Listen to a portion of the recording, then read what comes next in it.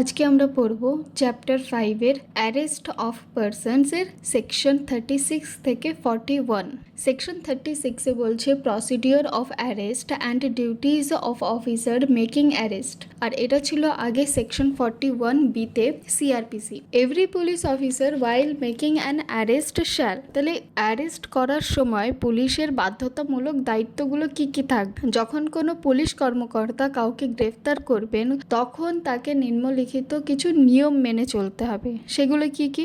এতে বলছে bear an accurate, visible and clear identification of his name which will facilitate easy identification. পরিচয় স্পষ্ট রাখতে হবে। গ্রেফতারের সময় যে পুলিশ থাকে সেই পুলিশের নিজের নাম সহ সঠিক স্পষ্ট যেন ভিজিবল থাকে। দেখবে তোমরা পুলিশ অফিসারের যে ইউনিফর্ম পরে তার ইউনিফর্মের বুকের দিকে একটা তাদের ব্ল্যাক অ্যান্ড গোল্ডেন কালারের মধ্যে নাম লেখা থাকে সেই পুলিশ অফিসারের, ঠিক আছে? তো তাদের যে নাম সেই নামটা ভিজিবল হতে হবে, স্পষ্ট যেন পড়া যায়। কোনো পুলিশ অফিসার এরকম করতে পারবে না যে নিজের নাম লুকিয়ে কাউকে অ্যারেস্ট করতে যাবে, সেটা হবে না। বিতে বলছে prepare a memorandum of arrest which shall be one attested by at least one witness who is a member of the family of the person arrested or a respectable member of the locality where the arrest is made. আর দুয়ে বলছে countersigned by the person arrested.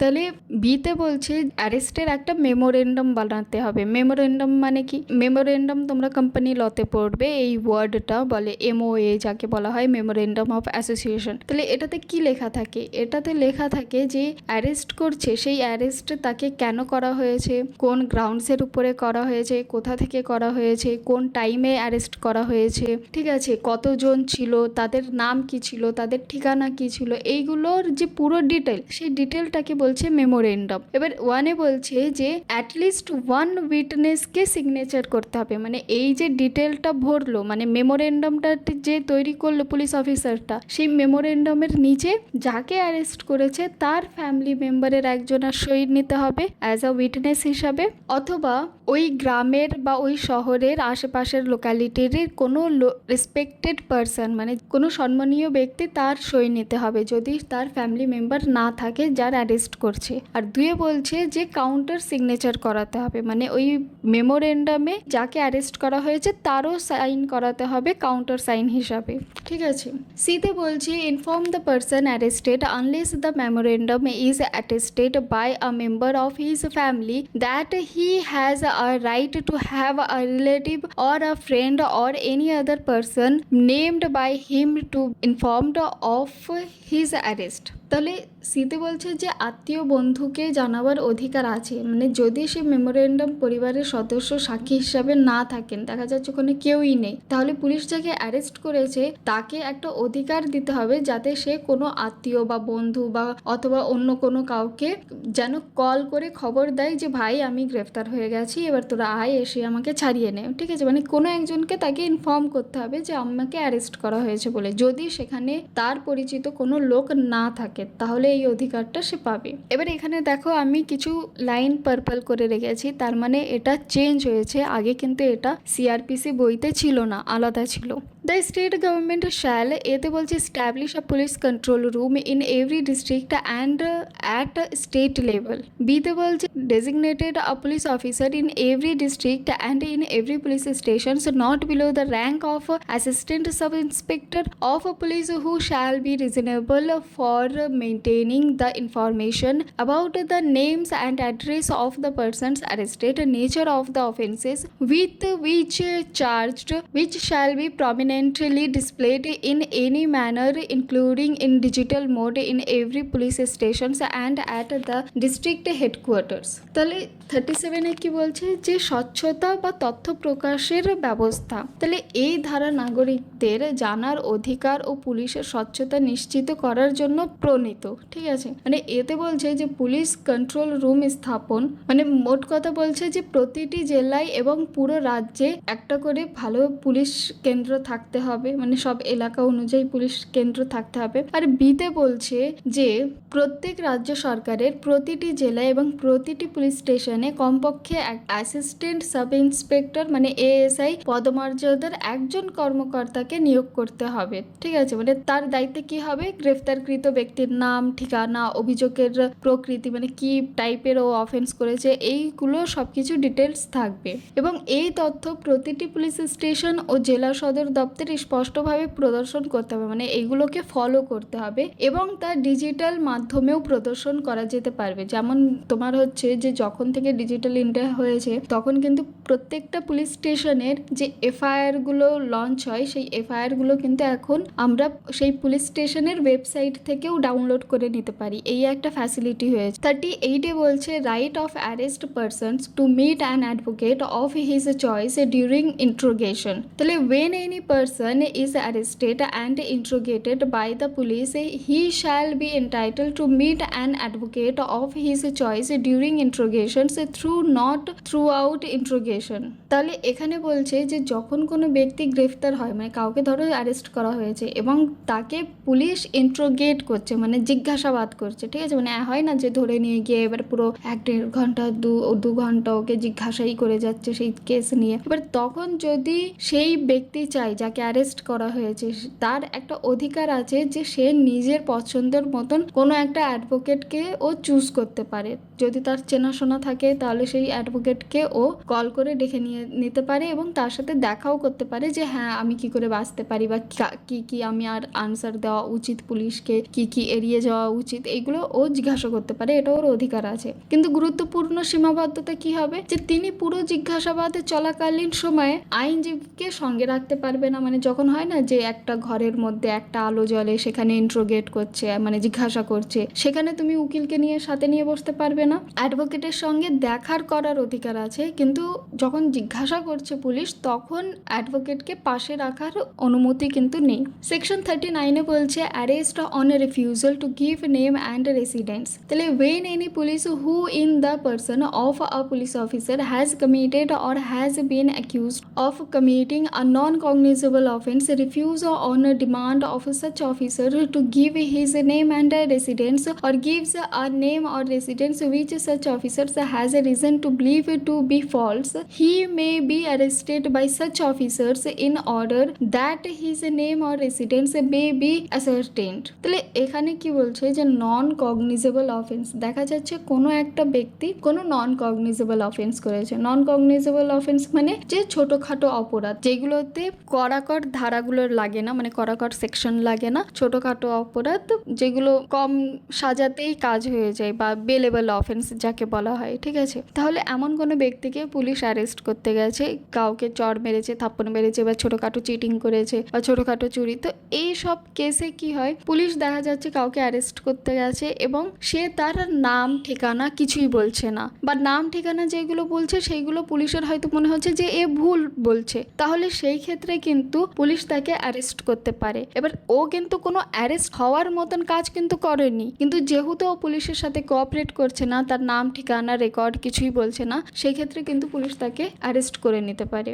2 বলছে when the true name and residence of such persons have been ascertained, he shall be released on a bond or bail bond to appear before a magistrate if so required। তাহলে যখন সেই ব্যক্তির সঠিক নাম ও ঠিকানা জানা যাবে তখন তাকে মুক্তি দিতে হবে। ঠিক আছে, মানে পরে দেখা যাচ্ছে তার নাম ঠিকানা সব জানা গেছে এবং সে বেল নিতে চায়, তাহলে সে বন্ড বা বেল বন্ডের মাধ্যমে যাতে প্রয়োজনে তিনি ম্যাজিস্ট্রেটের সামনে হাজির হন। তাহলে পরিচয় নিশ্চিত হলে তাকে আর আটকে রাখা যাবে না, তাকে বন্ড নিয়ে ছেড়ে দিতে হবে। এবার এখানে একটা প্রোভাইজো রয়েছে, কি বলছে, provided that if such person is not a resident in India the bail bond shall be secured by a surety or sureties residence in India. এবার দেখা যাচ্ছে যেই ব্যক্তিটাকে অ্যারেস্ট করা হয়েছে নন কগনিজেবল অফেন্সে, মানে ছোটোখাটো ব্যাপারে, সে একজন বিদেশি, তাহলে বিদেশির ক্ষেত্রে কি হবে, যে বিদেশি হলে ভারতীয় জামিনদার লাগবে, মানে ওর বিহাফে কেউ এসে,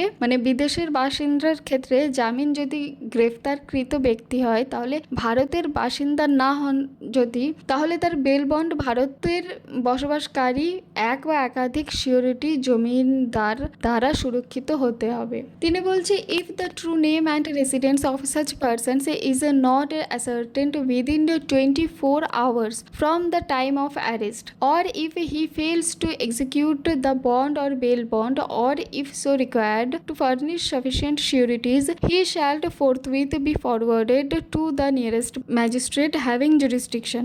এবার দেখা যাচ্ছে যে যদি 24 ঘন্টার মধ্যে ব্যক্তির প্রকৃত নাম ও ঠিকানা জানা যায়নি, অথবা তিনি বন্ড বা বেল বন্ড দিতে ব্যর্থ হয়েছে, মানে যতটুকু সিউরিটি দিতে হয় টাকা পয়সা জমা দিয়ে সেটাও ও দিতে পারছে না, অথবা প্রয়োজনীয় যথেষ্ট জমিনদার দিতেও না পারেন, তাহলে তাকে অবিলম্বে নিকটতম যেই জুরিসডিকশনটা থাকবে, মানে যেই কোর্ট জাজ রুম থাকবে তার সামনে গিয়ে তাকে পেশ করতে হবে। মানে মোট কথা বলছে যে 24 ঘন্টার বেশি আটকে রাখতে পারবে না পুলিশ। বন্ড না দিলে ম্যাজিস্ট্রেটের সামনে তাকে হাজির করতেই হবে। সেকশন 40-তে বলছে arrest by private persons and procedure on such arrest.